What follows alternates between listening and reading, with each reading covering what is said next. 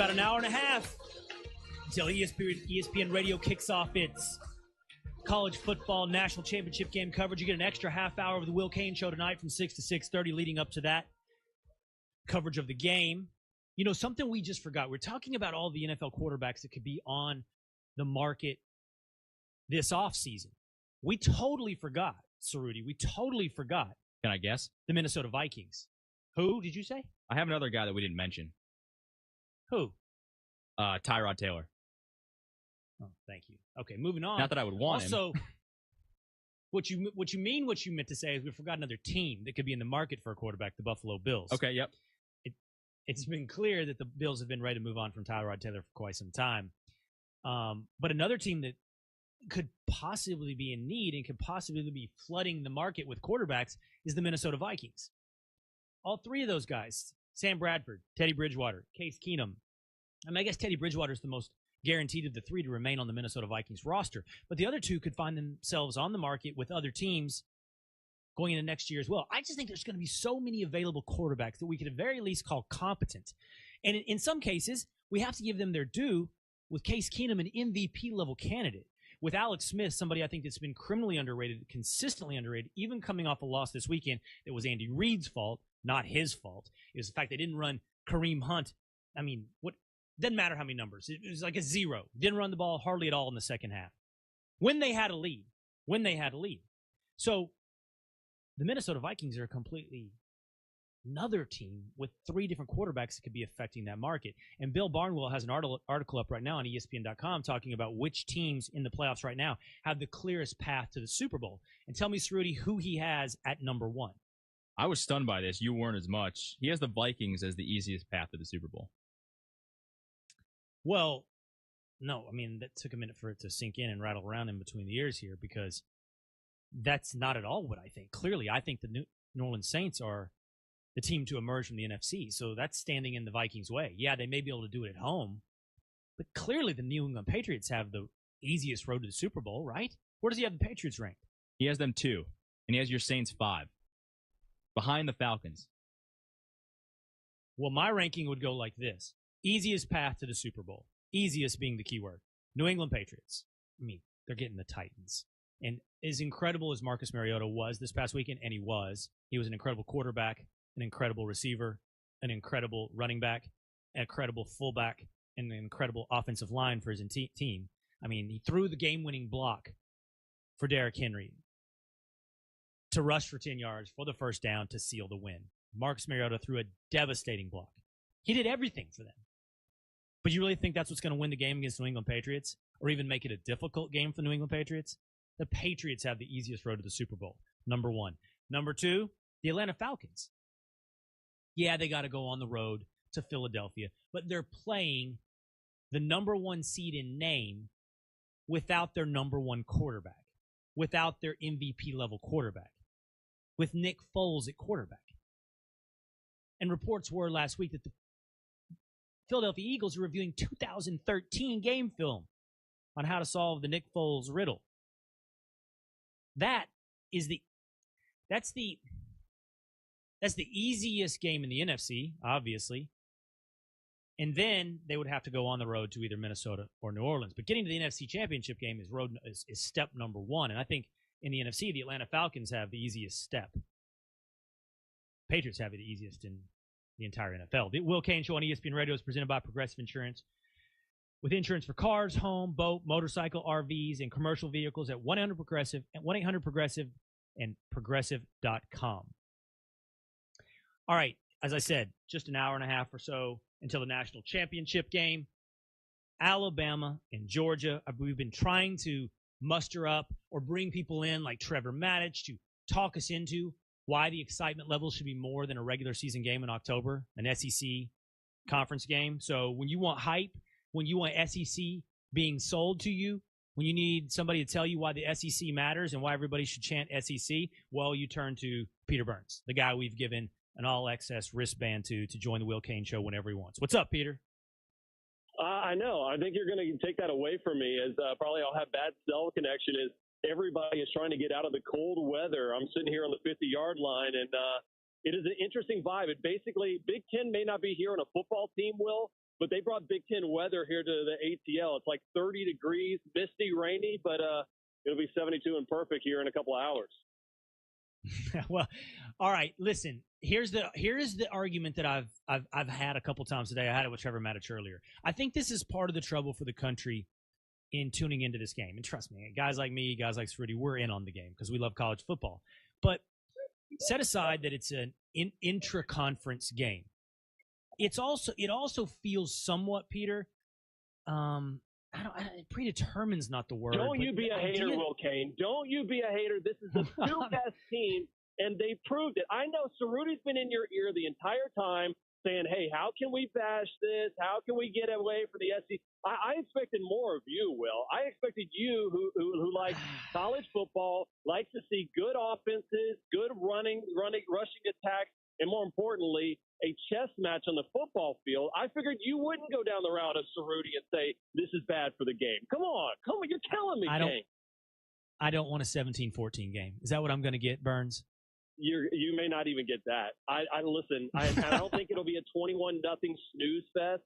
I'm not here to sell you on the bill of goods that this is going to be an arena football type game, or hell, even the national championship game we had the last 2 years. What I will sell you on is you got two conservative coaches, two incredible defenses, and two guys that are basically trying to use reverse psychology. Like, well, 5 years ago we did this and we did this adjustment at halftime. What should we do? I think that's really kind of the guessing game that we're going to see. And if I had to guess, Kirby Smart's going to be more of the aggressor in this game than Nick Saban. Nick Saban's just like, dude, I'm the king.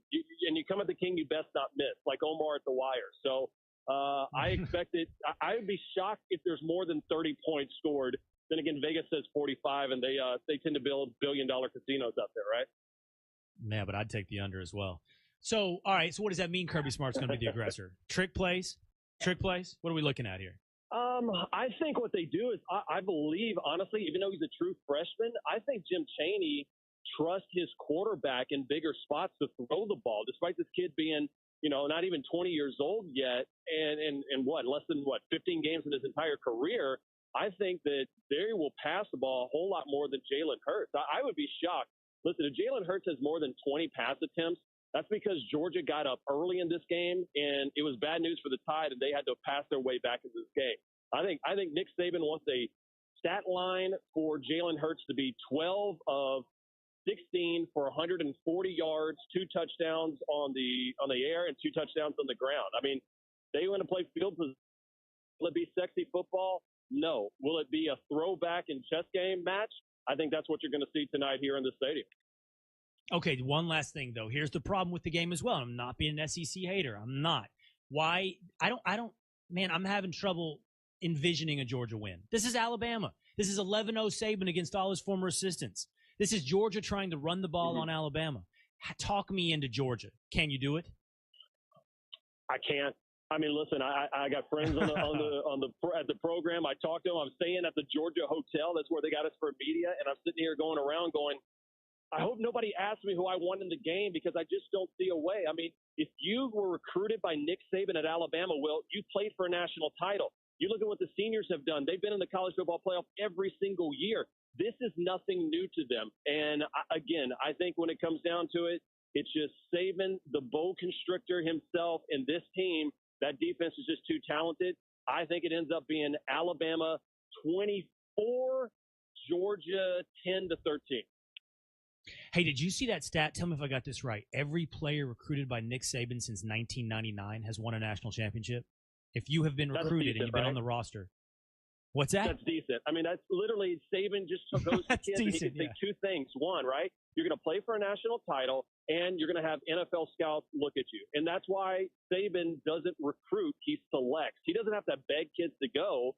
And Kirby's trying to get to that point. He had a hell of a national signing day early. That's where it's trying to be. And I'll tell you this. If SEC apologists and they want to, and there's plenty of them, I am probably one of them.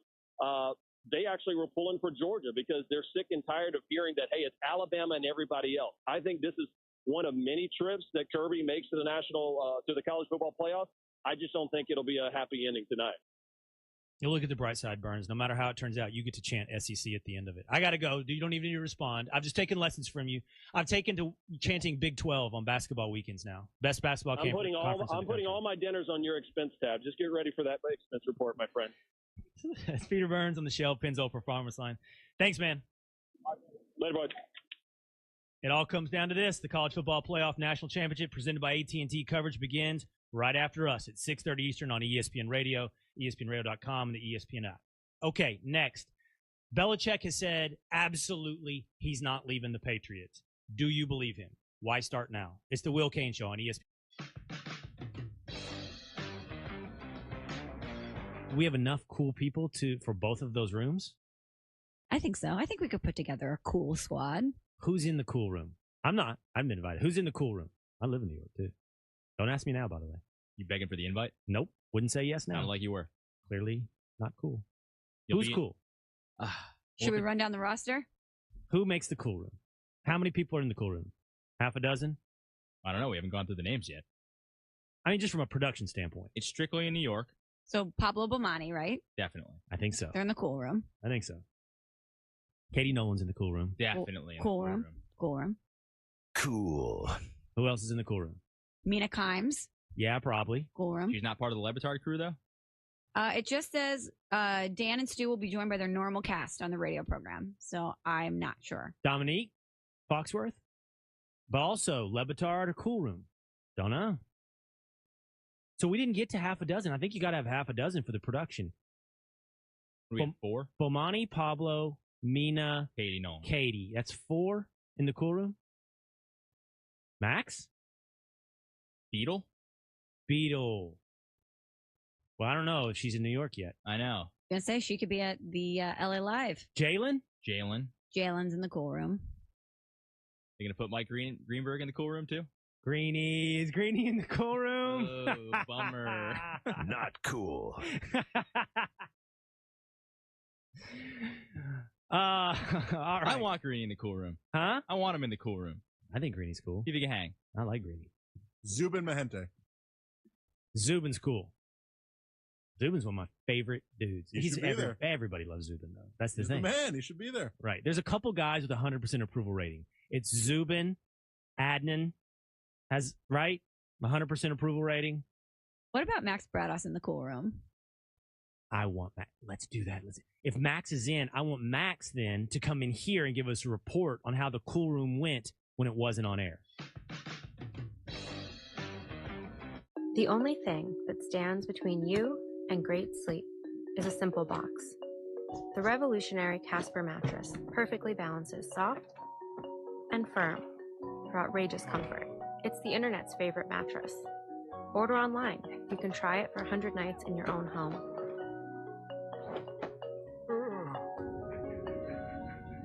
And if you don't like it, we'll pick it up and refund you everything.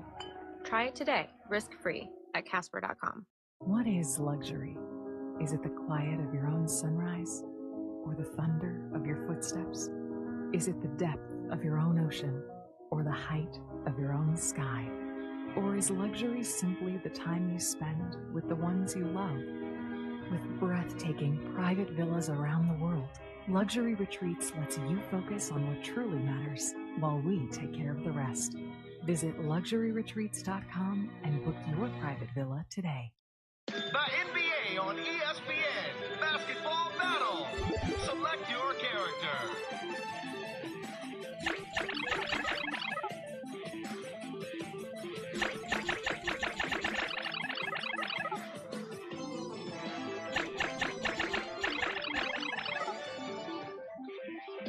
The Brody.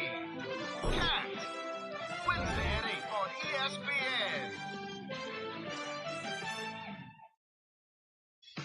The Will Cain Show is presented by Progressive.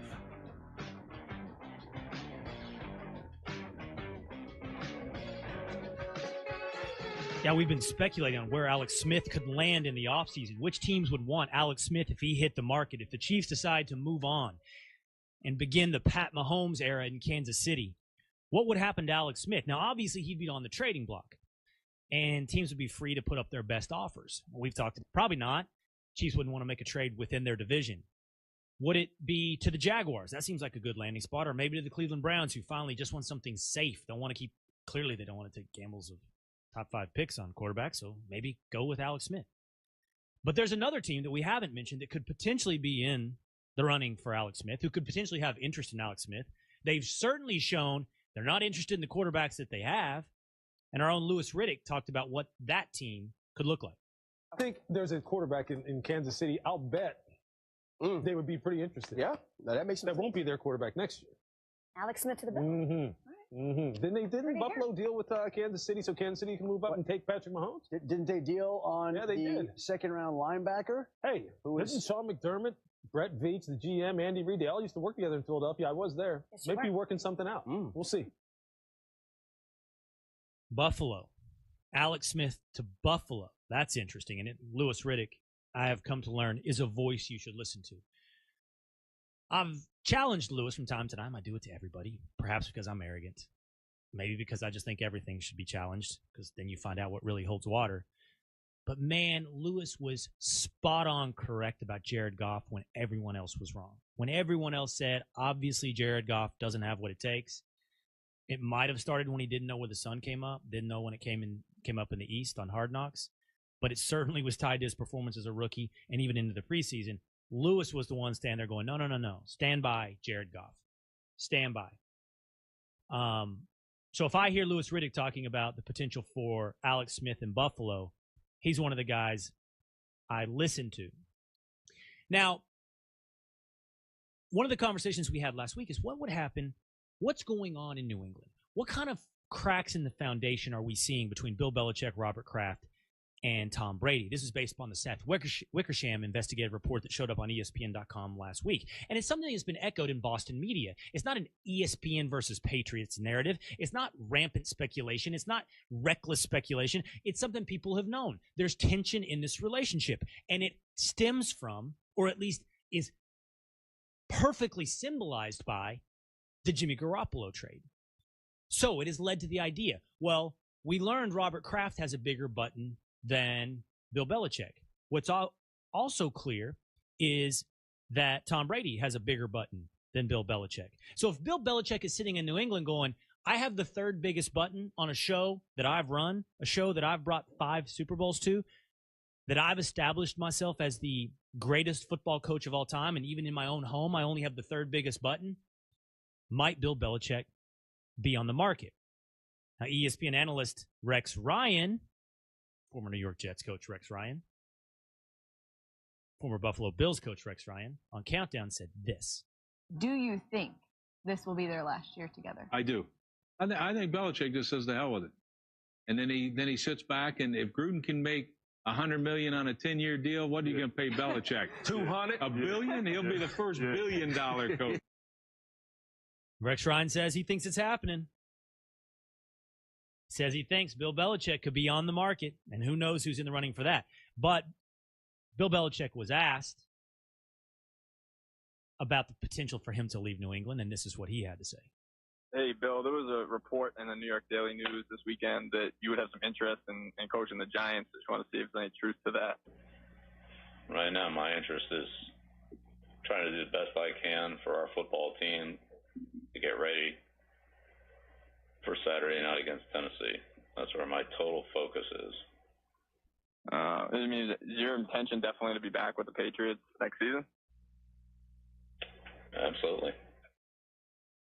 That reporter is matching Belichick on level of disinterest in this conversation.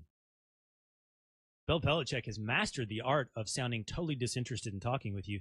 I don't know who that reporter was, but he's got laid back, I barely want to be here vibe running all through those questions. Am I right, Rudy? Yeah, like, do you have to, if you get too excited, does he look at you and not answer your question? You can't so go you have that, to match his... you right. can't be super aggressive. So you match his guy. level of disinterest. Yeah. If you sound like you don't care, he'll be more likely to answer your question correctly. See? Always thinking. Those Next Boston level. reporters. Yep. That's next level stuff.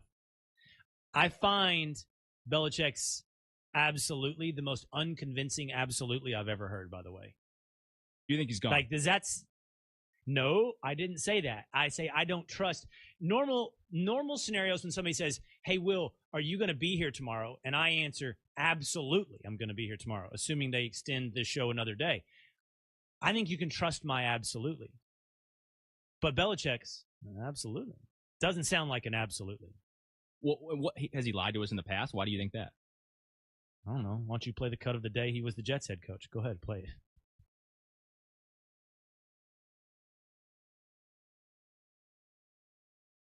You got it, Bubba? Yeah, I'm looking for it. Lost it. Don't worry, Bubba. Take your time. It's no problem. He didn't lie, by the way. This isn't a lie. All this shows you is I would not necessarily trust a commitment from Bill Belichick. Thank you, Bubba. Let's hear it. Due to the various uncertainties surrounding my position as it relates to the team's new ownership, I've decided to resign as the head coach of the New York Jets. I'm just saying his absolutely commitment might not have the best history. Yeah, but he didn't lie. He didn't lie there. He just said, I didn't say he lied. I didn't say. I don't get your point. So you're acting like we shouldn't trust Belichick. Like, what has he given us ever that we shouldn't trust him on? Yeah, he doesn't always give us the full picture, but when he says things, I don't think he's ever lied to us before. Do you trust his absolutely that he'll be there next year? Now, there's probably a Spygate joke in here somewhere, but yeah, I mean, I don't think he's going anywhere. I don't know. I don't think he's going to the Giants. That's not what I asked you. I didn't ask you what you think he will do. I said, do you trust his absolutely that he'll be there next year? I don't. Okay, there we go. After all that, but I think Michelle, he will be there. I have breaking news. Michelle, we're gonna have to get on this. The roster for the Cool Room has been released. Did you know this? The ESPN Cool Room on the National Championship multicast tonight. There's a Lebitard room, a coach's film room, and a Cool Room. It's breaking news. Cool. It's breaking to me. That and Tim Hasselbeck on If He Believes Bill Belichick. Straight ahead. It's the Will Cain Show on ESPN Radio and the ESPN app. This rift that may end the Belichick-Brady era in New England. Belichick is in the business of winning football games. Same thing with Robert Kraft. If this tension continues to boil, it has to come to a head at some point. The NFL on ESPN Radio. I'm Christine Lisi. This is what you need to know. It's what we've been waiting for. Alabama, Georgia tonight in the national championship game. Crimson Tide seeking a 5th title in 9 seasons. The Bulldogs, in search of their first title since 1980, should rely heavily on their running backs, says ESPN's Booger McFarland. I think on your biggest stages, your stars have to play. And if you're Georgia, you're going to have to figure out a way to get the football to Sony Michel, Chubb, and Swift. It may not always be running the football from the eye. It may be throwing them swing passes or screens. Booger McFarland on Golick and Wingo. Michelle and Chubb combined for 6 TDs in the win over Oklahoma. ESPN radio coverage in an hour, 8 Eastern ESPN TV. Megacast on ESPNU featuring coaches Mike Gundy and David Cutcliffe. NFL, the Bears hired Chiefs offensive coordinator Matt Nagy as their new head coach. He will also be the play caller for quarterback Mitchell Trubisky. Steelers receiver Antonio Brown practiced today for the first time since suffering a lower leg contusion December 15th. Brown plans to do everything possible in order to play in Sunday's AFC divisional playoff game at home versus Jacksonville. Business travelers, get 2018 off to a flying start. Book your next business trip at Upside.com. You'll get a better business travel experience and enjoy a level of customer experience you've never had before. You deserve a better business trip. Upside.com.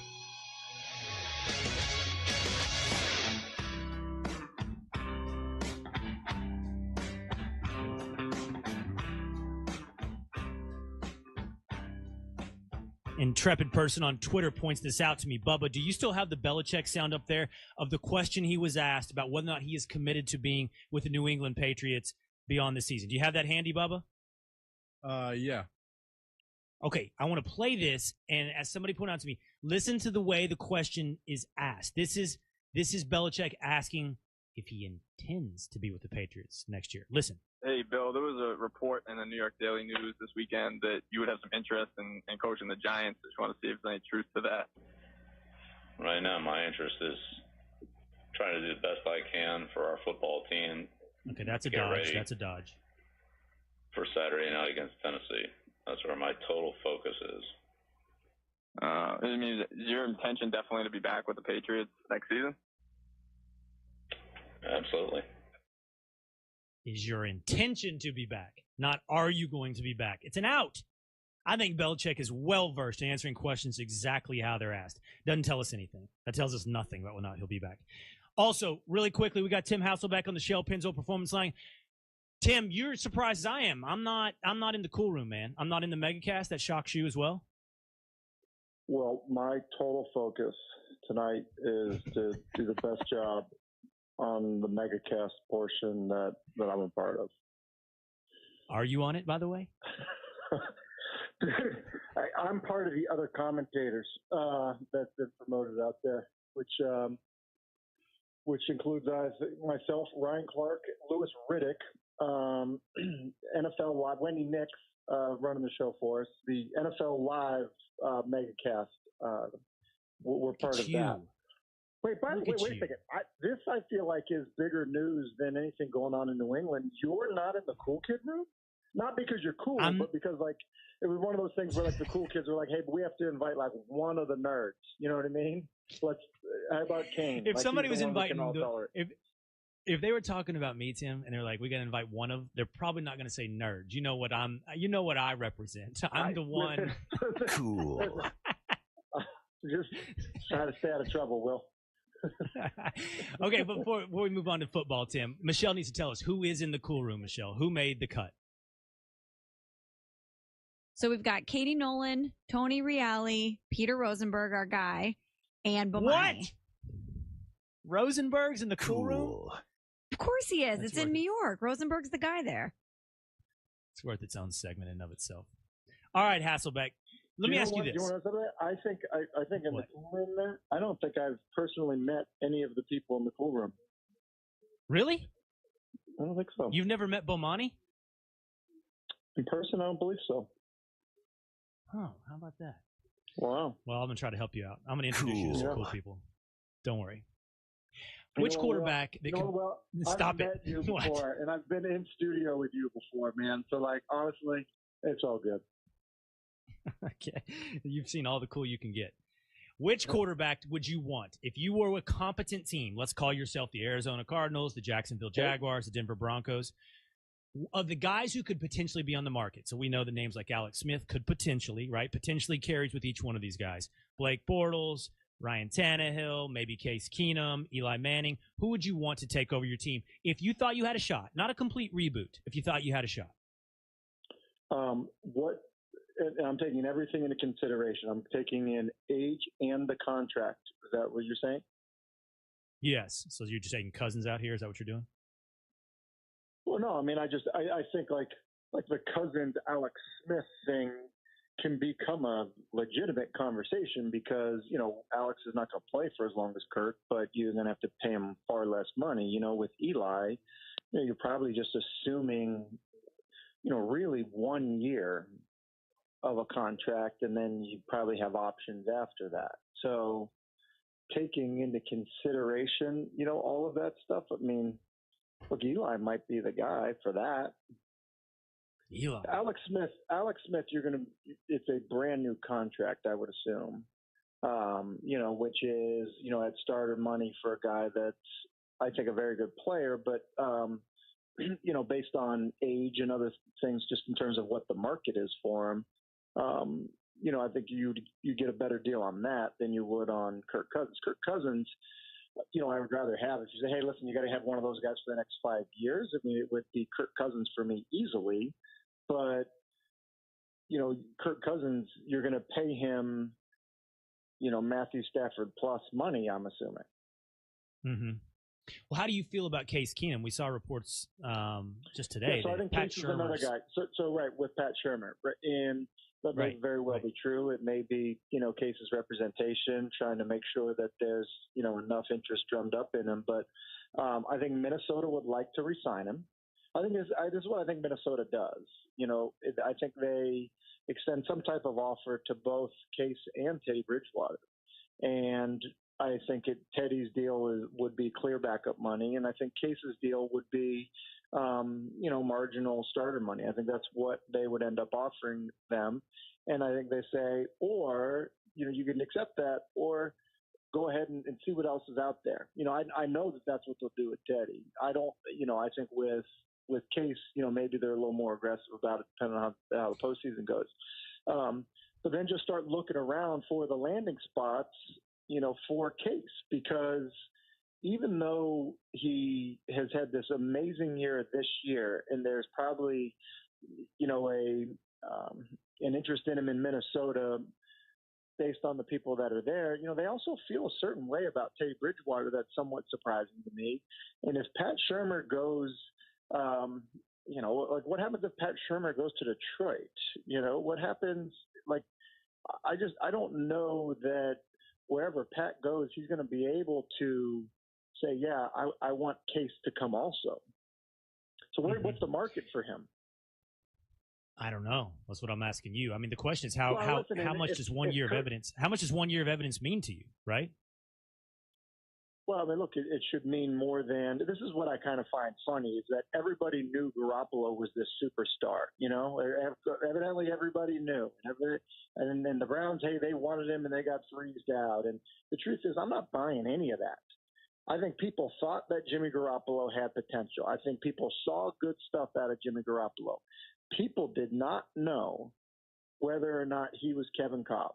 They didn't. And anybody that's telling you they knew otherwise is bold-faced lying, because he wouldn't have gone for a second rounder if they knew, if everybody knew that he was going to be the superstar.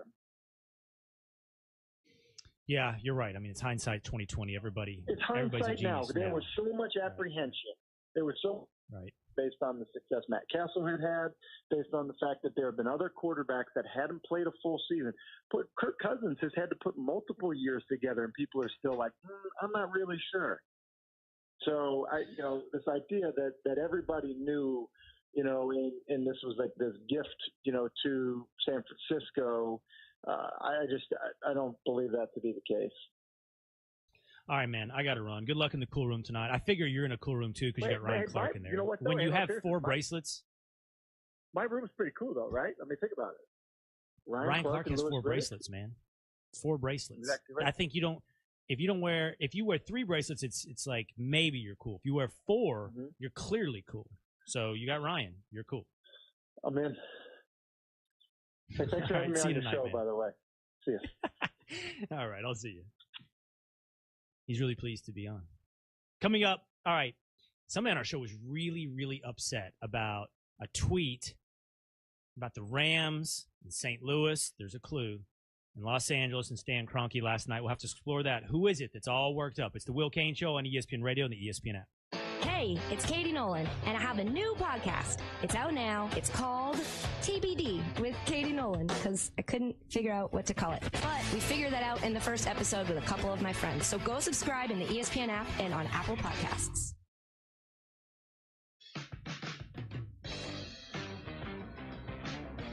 Do we have enough cool people for both of those rooms? I think so. I think we could put together a cool squad. Who's in the cool room? I'm not. I've been invited. Who's in the cool room? I live in New York, too. Don't ask me now, by the way. You begging for the invite? Nope. Wouldn't say yes now. Sounded like you were. Clearly not cool. Who's cool? Should we run down the roster? Who makes the cool room? How many people are in the cool room? Half a dozen?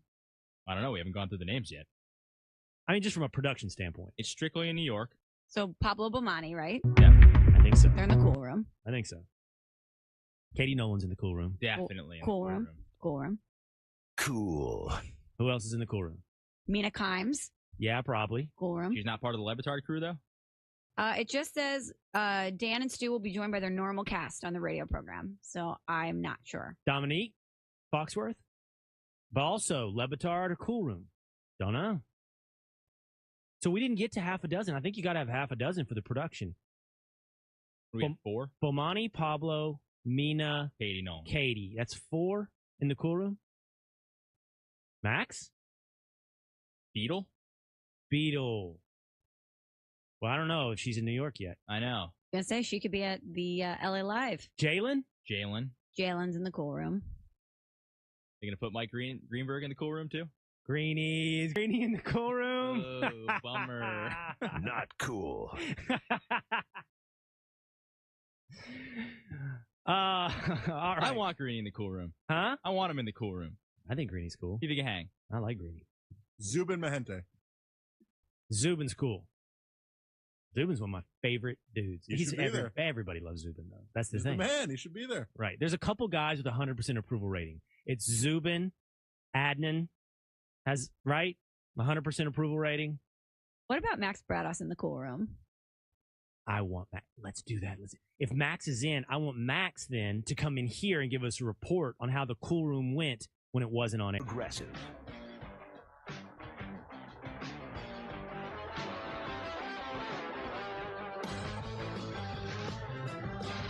It's the Will Cain Show on ESPN Radio and the ESPN app, presented by Progressive Insurance. All guests, we just had Tim Hasselbeck on the Shell Pennzoil Performance Line.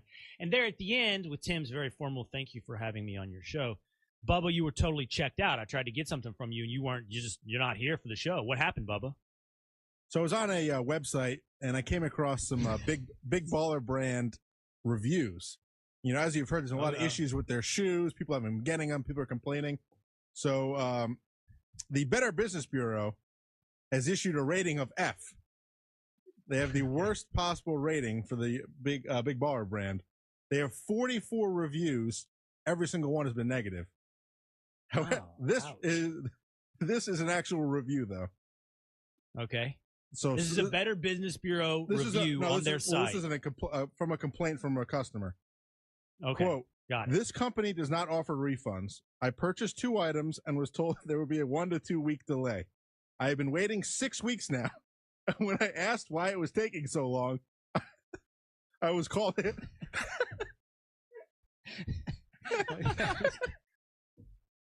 I can't even do it. I was called a small baller.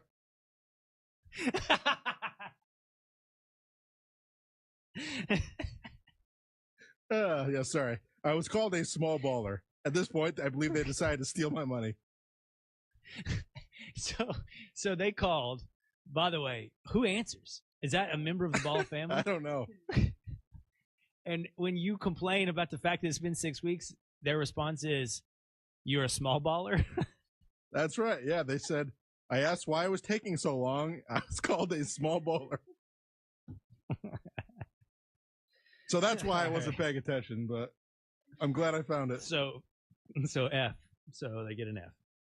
Stephen A's always got more to say. Hear what he's fired up about now. Weekdays from 1 to 3 Eastern on ESPN Radio, the ESPN app, SiriusXM, and TuneIn Radio. And catch up with Stephen A. Smith Show on podcast, on demand, on the ESPN app, and on TuneIn. All right, so there was a report out. The Rams lost to the Falcons in their home playoff game this past weekend in the wild card round of the playoffs. And Stan Kroenke wasn't too happy about the turnout in Los Angeles. That he wished that the Rams had a little bit more of a home field advantage. What say you, Michelle Smallman? Sounds like a self-inflicted wound to me, Stan. You don't have much sympathy for that? I mean, here's a guy who in St. Louis, we called him Silent Stan. He never spoke to the fans. He never showed up at games. He couldn't have cared less about the team or the product. And then to make a buck, he moves them to L.A., completely, leave St. Louis in a huge financial hole for no reason after the city fought very hard to keep them. And then he wonders why after a terrible year last year in a pretty sports apathetic town, people just aren't showing up. I'm shocked. Cerruti. Michelle, though, and Stan have history, right? Oh, this was Super Bowl party last year. It was actually at the Barstool party. The most legendary thing I've ever seen in person happened, and it was because of Michelle, and I thank her every day because of it. Tell me, what'd she do? So we are at this party, and we're trying to kind of like elbow our way into the cool section. We're with Rosenberg, we're with Gold Jr., so we kind of got into this cool area. And it's Rosenberg, and we with didn't. You, so that's cool. Exactly. So he was because of the cool party we got in. Now, little did we know that this little area that was roped off was actually where like the Rams front office was hanging out. So it was like Kroenke, Les Snead, and Michelle would know the other names of the guys. Kevin Demoff, Jared Goff was there. Like the whole crew, all the Rams. The whole squad. And they kicked us out twice. And I think it's because they knew Michelle and they didn't want us hanging out in this little group area. That's speculation, but I think it's true. It led to what happened next. So, and that was what happened was Michelle basically confronted Stan Kroenke and told her how mad she was that he moved the Rams out of St. Louis in front of a ton of people, including the GM of the team. I tried to snap a picture of it, and my flash was on. So literally everyone just sees this flash go off. It's Michelle and Stan Kroenke, and then everyone, including Les Snead, the GM, turned to me and just started staring and pointing at me. So I literally ran away into the other direction while Michelle is basically talking to Stan Kroenke about how mad she is. I have never been more hyped for someone in my life because Michelle I was telling her, I was like, you're not going to do it. You're not going to do it. You're not going to do it. And she literally did it. And I have never been more proud of someone in my life. What'd you say to him, Smallman? Well, we're standing there, and Steve goes, don't turn around. But I think Stan Kroenke is behind you. And I turn around, and I see him. I mean, you can't miss the only 70-plus-year-old guy at the Barstool Sports Party, right? So I literally took my cup, and I Gronk spiked it on the ground, and I said to Steve, I'll be right back. No. Yes. True story. And I walked over to him, and I was like, hey, Stan, my name's Michelle. And he's like, hey, Stan, how are you? And I was like, he's like, hey, Michelle, how are you? And I said, I'm from St. Louis, and I just got to let you know, I'm not too happy with what you did with the Rams. And for a guy that didn't talk to St. Louis forever, he proceeded to chat me up for like 15 minutes. He said things like, yeah, I know I'm really bummed too. I wish we could have worked it out. And I said, Stan, I got into journalism because I'm not great at math. But, St. Louis put hundreds of millions of dollars on the table in public money. You would have just had to kick in a couple $100 million yourself. We could have got the deal done. But instead, you're choosing to spend over $1 billion of your own money to move the team to L.A. That math doesn't really work out for me. And, then he proceeded to say, yeah, politicians, this and that. And, I never raised my voice. I never yelled at him. We had a healthy conversation, and I walked away feeling better about it until Steve took a picture with the flash on, and then everyone started running. That was my bad. They didn't kick you guys out of the party? No. We ran away, and we ran into Rosillo, who thought we had gotten into a physical altercation because Steve was so hyped. I was, because people say they're going to do things all the time, and they never actually do them. Michelle did it. Like it was incredible. By the way, Michelle is from St. Louis, for those of you that are confused about this. Yeah, she has personal investment in this outcome. By the way, if Stan Kroenke insulted you a few years ago, Yahoo Sports insulted you this past weekend. I'll talk about what that is straight ahead. We're on the verge of a big Monday Night Football game, but it's a National College Football Championship, so we got to get Sean McDonough on with us. It's the Will Cain Show on ESPN Radio and the ESPN app. And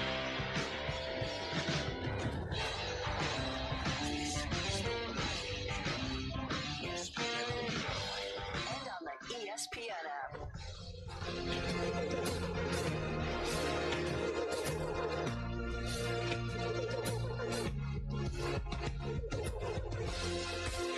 College football national championship game. We're just about 2 hours away, a little over 2 hours away until the kickoff. Alabama and Georgia tonight. Coverage begins here in about 30 minutes on ESPNradio.com, live from Atlanta. But first, it is the Will Cain Show on ESPN Radio, presented by Progressive Insurance. It's on ESPN Radio and the ESPN app, and all callers on the Shell Pennzoil Performance Line. As I've said, I want the Will Cain Show to be our show. I want you to join the conversation. 888-SAY-ESPN, 888-729-3776. Or hop on Twitter at Will Cain Show. You can help us shape this show. You can let me never go unchecked. Tell me when I'm wrong. Tell me when you disagree. That's what the idea is here. By the way, just to work her up a little more, Smallman, on your St. Louis screed and your confrontation with Stan Kroenke, although that was years ago, you saw this tweet, right, from Yahoo Sports, which I don't even understand. Why would Yahoo Sports do this? They tweeted a picture of Stan Kroenke the other night at the Rams-Falcons game, and the caption was, "Sup, St. Louis?" Yeah, that was What is that? That was a bad decision. Like Herm Edwards says, just don't press send. Everyone's trying to be really cute and clever on the internet, and that was just a really, really bad call and poor taste.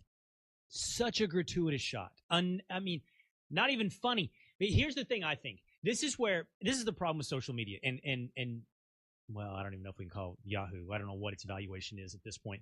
But billion-dollar companies putting their companies in the hands of, 21-year-olds whose currency and whose job is to be snarky and cool on the internet, because that's what should define your brand. This is one of the responses Sup St. Louis got. This is what Yahoo Sports got in response to that tweet. It says, Yahoo, this is your history. 1998, Yahoo refuses to buy Google in the U.S. for $1 million. 2002, Yahoo realizes its mistake and offers to buy Google for $3 billion. Google wants $5 billion. Yahoo refuses. 2008, Microsoft offers to buy Yahoo for $40 billion. Yahoo says no. 2016, Yahoo sold to Verizon for $4.6 billion. Sup, Yahoo. Sup. This is what happens. That, by the way, that tweet, which was in response, got, I don't know, way more likes and response than Yahoo's attempt to be snarky and cool. Don't put your big company. Don't put your company in the hands of 21-year-olds. They're going to do exactly what you've asked them to do. Be snarky and cool. Maybe that's not what you should be. Maybe you should be successful. All right. So, as I said, we're over 2 hours away to the national championship game. So, we wanted to get on the voice of Monday Night Football, Sean McDonough, who's on the Shell Pennzoil Performance Line. He's calling the game tonight for ESPNRadio.com. Sean, how's it going? It's going great, Will. How are you doing? Good. I'm glad to have you on. You'll be with Todd Blackledge tonight. Coverage starts at 6:30. Before we do that, let's talk about your last game, okay? Kansas City, Tennessee on Saturday. As you're watching that thing unfold with your partner, John Gruden, do you guys tell yourself, like, why isn't Reed running the ball? When you look at it, you go, what's responsible for the outcome of this game? Is it Mariota's incredible performance? Is it Reed not running the ball? Is it, I don't think it is, but is it Alex Smith? What does it appear to you in real time what's going on in Kansas City? Is it the officiating, by the way? Well, I think the officiating was a small part of it, but I do think you could question why they didn't run the ball more. They had an 18-point lead. They were playing without, I think, their most important offensive weapon in Travis Kelce, the tight end who got hurt late in the first half. And I didn't think that was going to be that big a deal, just because I thought with a 21-3 lead at the half against the Tennessee team that had really struggled to score for most of the year, that would be a big enough lead, perhaps even if Kansas City didn't score again. Obviously Tennessee was, especially without Kelce in the game, and knowing that Kansas City with the big lead would probably try to run, they were up there around the line of scrimmage trying to prevent them from giving the ball to Kareem Hunt. But I certainly think the Chiefs probably should have tried it a little bit more than they did. But, again, that's a small factor. I think Andy Reid's a good offensive mind, terrific offensive mind, as is Matt Nagy. He just got a head coaching job today. So, there were a lot of reasons why they blew the lead, not just the fact that they didn't run the ball as much as many think they should have. Talk to me about your partner, now former partner, John Gruden, who's going on to become the head coach of the Oakland Raiders. We saw your emotion when you said goodbye the other night, holding some back, it looked like. Talk to me about that moment. Well, I looked at him. I know we had just a couple seconds to say goodbye to him as we were wrapping up and throwing it to Susie Colbert. And when we moved into our on-camera position, I turned and looked at him. He had tears in his eyes, quite significantly, in fact, looking like they might run down his face. So that was the first thing that choked me up. And then just, as I started to talk about how much everybody on the crew appreciates him and what he's meant to Monday Night Football for 9 years, and, the help that he was to a lot of people on the crew, I certainly learned a lot of football. I felt like I knew a lot about football until I spent 2 years with John, and then I realized I don't know anything about football. So, it was a very emotional time for him. He loved Monday Night Football. Loved being a part of that team, loved the job, and was really good at it. But I think he was born to be a coach. It's his passion. He really was coaching the whole time that he was in TV, and I think he's doing the right thing going back, as much as we'll miss him. He was born to be a coach, and I think he's stepping into the best job in terms of, the talent level, Will, of all the teams that had openings. I think Oakland has the best talent among the teams that is out there hiring a coach or has hired a coach in this offseason. It's the voice of Monday Night Football, Sean McDonough, on the Shell Pennzoil Performance Line. We asked earlier, look, let me tell you something, Sean. I had shaky voice saying goodbye to Ryan Russillo, and I was only around that guy for 6 months, hanging out every day. So the staff all thinks that my voice got shakier than yours, so you have nothing to worry about. Well, my voice was shakier during the touchdown that wasn't when Derek Johnson ran in there. That was one of the wildest things I've ever seen in my life. And what happened the voice cracks has become one of my I guess one of my specialties. I don't obviously do it on purpose because there's no way that you could. But when it first started happening many years ago, I used to get embarrassed by it. Now I guess I'm just going to own it because people seem to get amusement out of it. So you should never be embarrassed by honest like emotion, a signature. right? That's one of the things that I learned when I was a kid. Don't be embarrassed by honest emotion. Absolutely. And I think the voice cracking, by the way, that's your signature. You got to have like a unique autograph, a unique voice, a unique call. I just wish I could make myself do it. I go to sing in church and I can't hit any high notes at all, and people look at me like, shut up, you can't sing at all. And, usually as you get older, you sort of lose the high end of your voice. It's why a lot of singers, as they get older, have a hard time hitting those notes they used to hit. But Mine only seem to come out when Michigan State are having a big play around a punt snap, or a guy like Derek Johnson's running for an apparent touchdown the other night. But I hope it enhances people's enjoyment of those moments. It does, Sean, and hopefully you'll get that opportunity tonight. Tell us what you expect from Alabama, Georgia tonight. Yeah. Well, I think I expect what most people expect, which means it will never happen, right? Every time it looks obvious it's going to be a low-scoring defensive struggle. Both teams will try to run the ball. It's going to be 17-13 or something like that. Usually you wind up with something exactly the opposite. But I think you'd have to think that's what it's going to be. They are two very similar teams. They both like to run the football. The run-to-pass ratio is extremely high, and in this day and age of spreading people out and trying to throw the ball all over the place, that's really unusual. They're two terrific defensive teams. I think Alabama has the better defense, and ultimately I think that's the likeliest thing to decide the game. Now, you never know. If you get a couple turnovers or big special teams plays, then that could change it. But I think if both teams are solid with the ball, to me the difference-making unit in this game is the Alabama defense. All right, Sean. It's Sean McDonough and Todd Blackledge calling the game tonight on ESPN Radio. Coverage starts at 6:30. Sean, I hope you have several voice-cracking great moments and a great time tonight, man. Thanks for the time I hope today. so, too, Will. Pleasure to talk to you. Keep up the great work. Thanks a lot. Thank you. All right, so straight ahead, here we go. One more segment before we turn this over to ESPN Radio for the wind-up for the national championship game. So let's do this. I'll give you my prediction for the game tonight. Who's going to win? Alabama, Georgia. Tonight's national title game. It's the Will Cain Show on ESPN Radio and ESPN app. We're playing for it all. National championship. We were born for greatness. 60 minutes of hell, and it's going to be a four-quarter game. And that's the way we like